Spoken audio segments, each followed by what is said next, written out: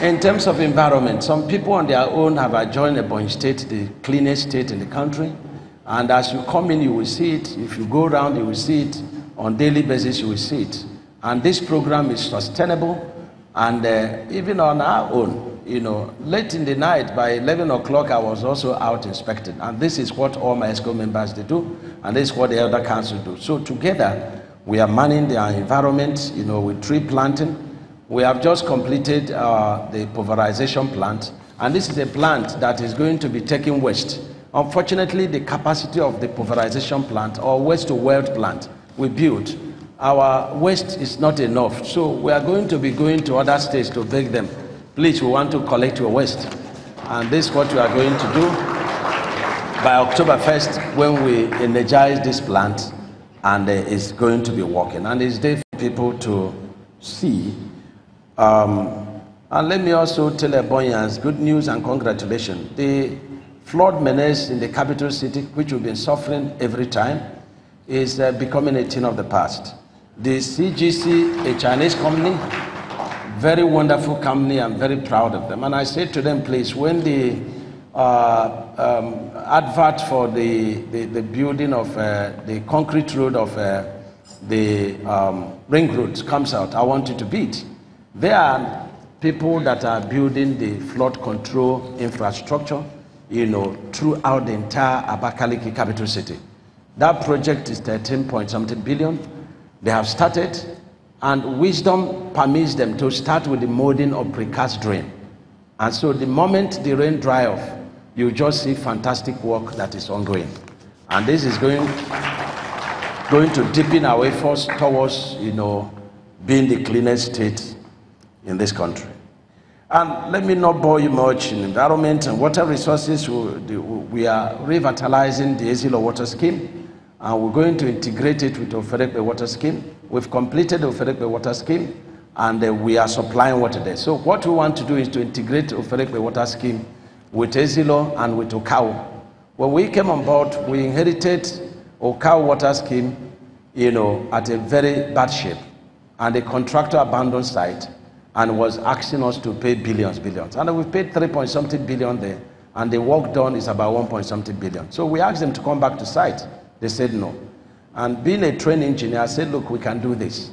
The gift of God is not a matter of color of the skin. And so we started using the civil engineers that are mechanical engineers in the Ministry of Water Resources. Under the commissioner who is a woman. And what a man cannot do, a woman is doing it. And so we've advanced very seriously, and the job has been advanced for over 40%.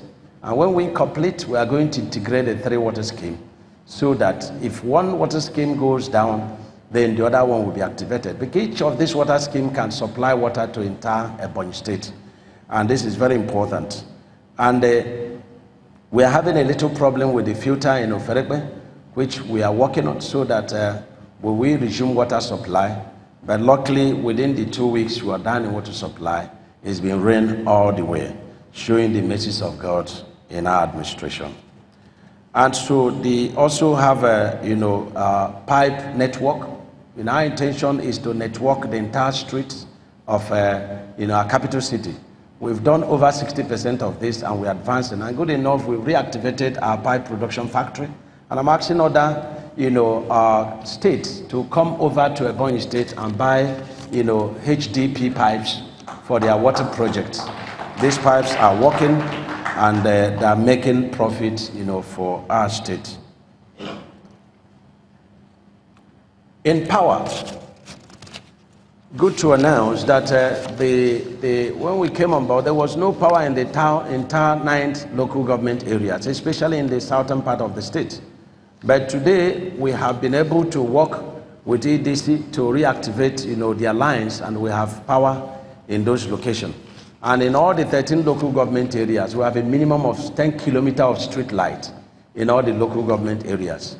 We have also brought in a company that is going to set up solar plants in Ebonyi State. Some of their street light is also dotted with solar plants, whereby we're saving money, in buying diesel.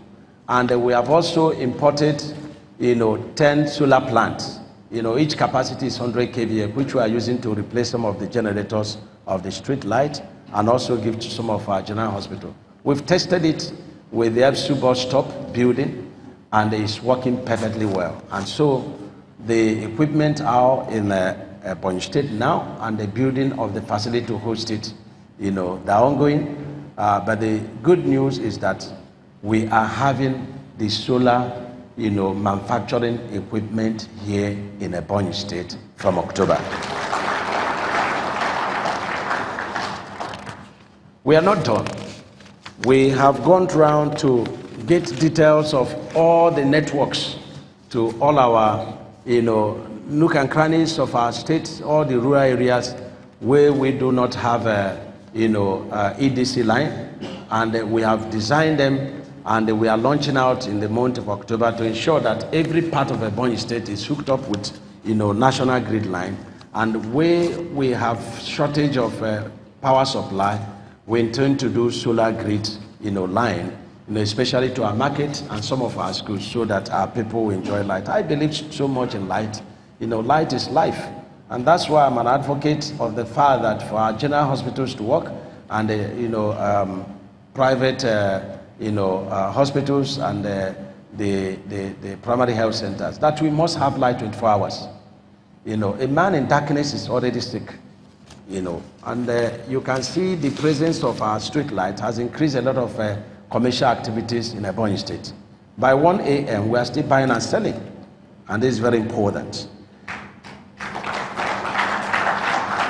Let me announce to Nigeria, and Ebonyi State in particular, that the mountainous, rice hawks, which is a byproduct of our rice milling, of over 40 years, and causing, health hazard to our people, has got a solution. We have imported and we are installing 1,000 kVA biomass plant in Ipo, and the fuel is just rice husk. And we have another 500 kVA we are installing in industrial cluster in Uburu, and the fuel is just rice husk. So we are going to also be going to other states that are producing milling rice to buy their rice husk to keep these machines ongoing. And we intend to also import lower class of this, lower capacity to all our rice mill in this, state. In the area of housing, we have not done greatly so much in terms of housing, apart from the 3 new government house we are building. And when we complete our government house, I want any other state to come and check.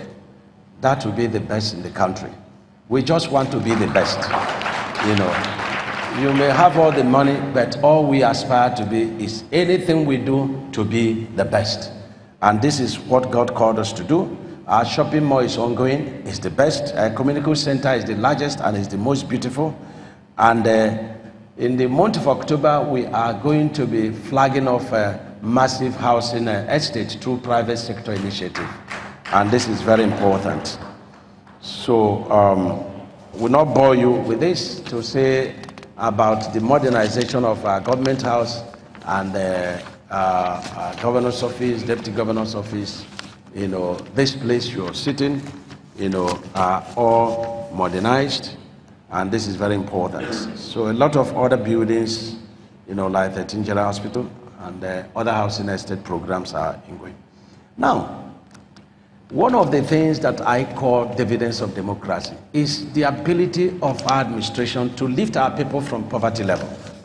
This is very important, and this we are doing religiously. And we are doing this, curated Ministry of Economic Empowerment and also Department of Welfare and Religious Welfare Matters. And so when we came on board, we took over 1,000 of our youths, most of them from street hawking in Lagos.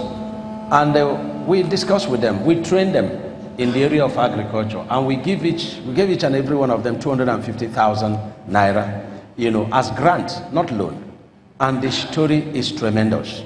Not the only that they are off Lagos Street, but they are also doing something creating revenue for themselves and also employing others. And we are monitoring them, and we've told them the moment you hit 500,000, we will give you another 500,000 because we have millionaire club that we are raising in Ebonyi State. One of the things God told us is to empower the widows. That's one of the charges that God gave to us. And so we have taken over 4,000 widows and empowered them with a sum of 100,000 naira. And these widows are engaged seriously in agriculture, and they are very, very grateful to God. God is their husband, and they are doing greatly very well. These people, we are also monitoring them, training and retraining them.